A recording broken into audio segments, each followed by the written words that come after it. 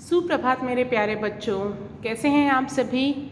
आशा है आप सभी एकदम स्वस्थ अपने अपने घरों पे सुरक्षित होंगे। अपना बहुत अच्छे से ध्यान रखिएगा और घर से बाहर अभी कहीं नहीं जाइएगा, ठीक है।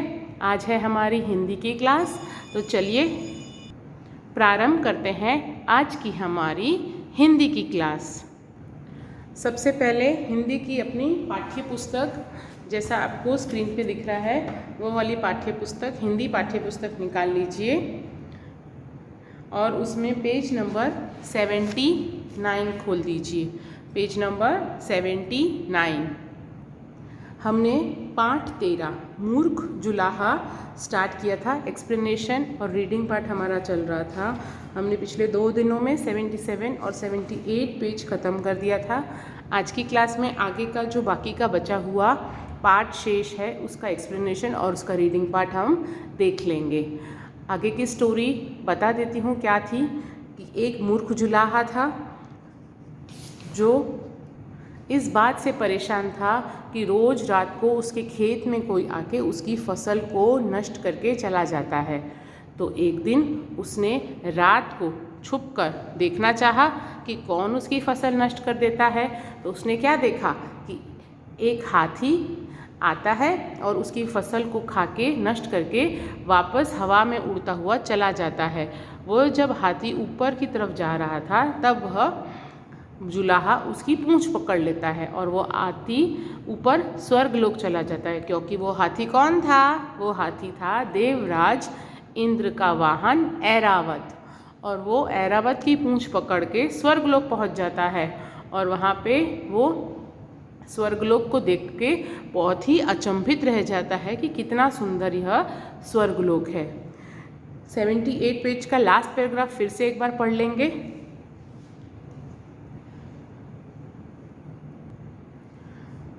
रात को खेत पर जब ऐरावत वापस जाने लगा तब जुलाहे ने उसकी पूंछ पकड़ ली। जब अगली रात को जब वह वापस ऐरावत स्वर्गलोक से नीचे आया और उसका फसल नष्ट करके वापस जाने लगा तो उस जुलाहे ने उसकी पूंछ पकड़ ली और उसकी पत्नी ने उसके पाँव पकड़ लिए। फिर क्या हुआ? उसकी पत्नी ने उसके पाँव पकड़ लिए।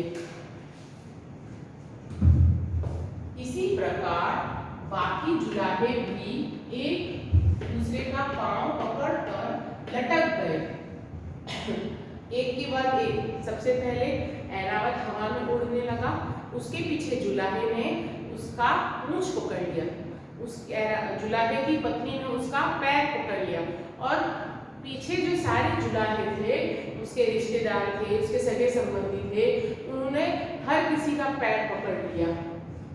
ऐरावत इस बात से अनजान था, वह और भी ऊंचा उड़ता चला जा रहा था। अब ऐरावत को तो यह मालूम ही नहीं था कि जुलाहे ने उसकी पूंछ पकड़ के रखी है। तो वो अनजान ही आसमान में ऊपर और बहुत ऊपर उड़ता ही चला जा रहा था। तभी जुलाहे ने सोचा, मैं भी कैसा मूर्ख हूँ। उड़ते उड़ते ही जुलाहे को एक ख्याल आया। उसने अपने मन में ऐसा सोचा, अरे मैं कैसा मूर्ख हूँ, मैं तो अपना करघा लाना ही भूल गया। करघा मतलब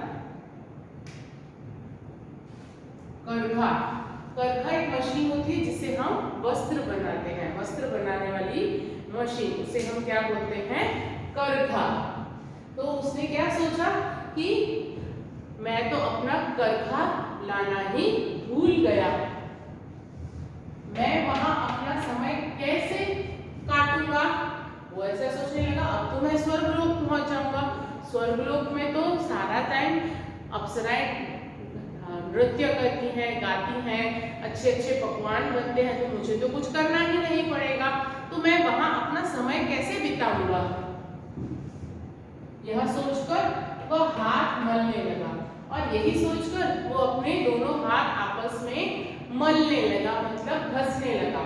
और हाथी की पूंछ उससे छूट गई। अब जैसे एक हाथ से तो उसने हाथी की पूंछ पकड़ रखी थी, अब जैसे ही उसने अपना हाथ छोड़ के हाथ मलने लगा, उसके हाथ से हाथी की पूंछ की पकड़ छूट गई। सब धरती पर आकर गिर पड़े और मर गए। जैसे ही उसने हाथ छोड़ा, उसके पीछे जितने लोगों ने उसको पकड़ रखा था, सब आके धरती पर गिर गए और मर गए। इस कहानी से हमें यह शिक्षा मिलती है कि मूर्ख व्यक्ति का अनुसरण कभी नहीं करना चाहिए। क्या मिलती है शिक्षा? What is the moral of the story? हमको इस कहानी से क्या शिक्षा मिलती है कि हमें किसी भी व्यक्ति जो मूर्ख व्यक्ति है उसका अनुसरण मतलब क्या? मतलब जैसा वो कहे वैसा हमें आंख बंद करके उसकी बात पे विश्वास कर लेने का, या जैसा जैसा वो करता है वैसा वैसा उसको कॉपी करने की कोशिश करने का, वो नहीं करना चाहिए, नहीं तो उसका अंजाम बुरा ही होता है। ये पैराग्राफ फिर से एक बार पढ़ लेंगे हम लोग।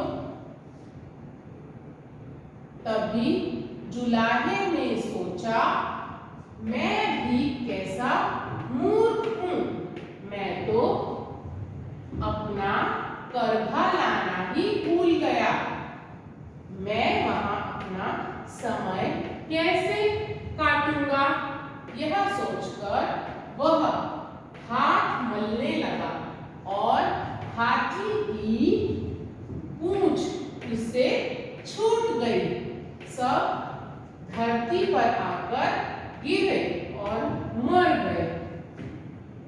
इस कहानी से हमें यह शिक्षा मिलती है कि मूर्ख व्यक्ति का अनुसरण कभी नहीं करना चाहिए।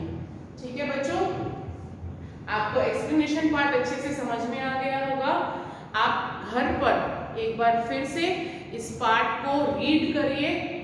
आपको जो वर्ड्स पढ़ने में दिक्कत आ रही है तो मेरा वीडियो फिर से देखिए, उसका प्रोनाउंसिएशन, उसका उच्चारण अच्छे से देखिए और उसको एक बार फिर से रीड करने की कोशिश करिए। तो बच्चों, हमारा एक्सप्लेनेशन पार्ट खत्म हो गया है। आपकी नोटबुक में आपको आज की डेट डालनी है, पार्ट 13 मूर्ख जुलाहा हेडिंग डालनी है, और ये कुछ कठिन शब्द हैं जिसे आपको अपनी नोटबुक में 3 times, you have to write it down 3 times, 3 बार आपको इन कठिन शब्दों को अपनी नोटबुक में सुंदर अक्षरों में लिखना है। मैं आपको पढ़ के सुना देती हूँ कौन कौन से हैं, आप भी मेरे साथ रिपीट करते जाइए, ताकि जब आप पार्ट को रीड करेंगे तो इन कठिन शब्दों को आपको पढ़ने में बिल्कुल भी परेशानी नहीं होगी। तो चलिए रीड करेंगे।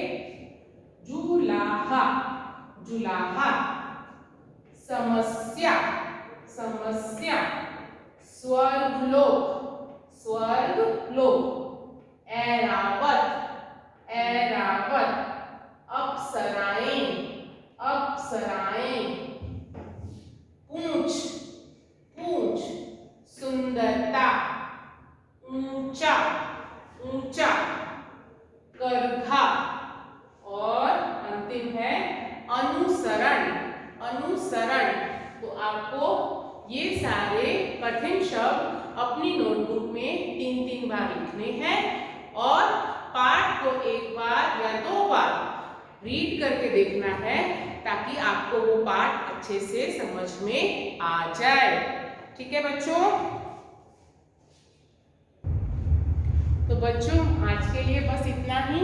जल्द ही हम मिलेंगे, तब तक आप इस पाठ का पूरा रिवाइज करके रखिएगा, कठिन शब्दों को लिख के रखिएगा। कुछ आपको परेशानी है तो आप मुझसे पूछ सकते हैं। तब तक के लिए धन्यवाद।